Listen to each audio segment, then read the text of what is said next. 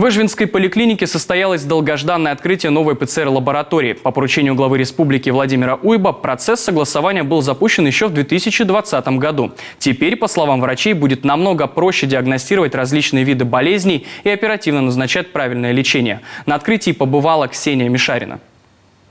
3 секции, современное оборудование, врачи и лаборанты, прошедшие дополнительную квалификацию к началу работы. В Эжвинской городской поликлинике открылась новая ПЦР-лаборатория площадью 100 квадратных метров. Она расположилась на 9-м этаже здания со стороны торца в специально изолированной части поликлиники. Для ее реализации из бюджета республики и фонда обязательного медицинского страхования было выделено около 30 миллионов рублей. Работа лабораторий в рамках обязательного медицинского страхования начнется уже со дня на день.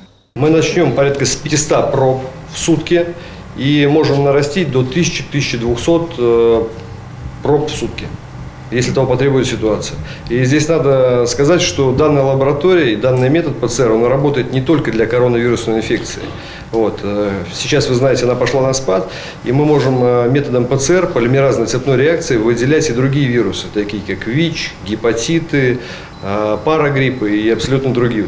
Для качественной работы лаборатории было закуплено 30 единиц оборудования, что значительно увеличивает количество исследований и ускоряет сроки их выполнения, а также облегчает работу врачей, ведь точно определить диагноз теперь будет гораздо проще.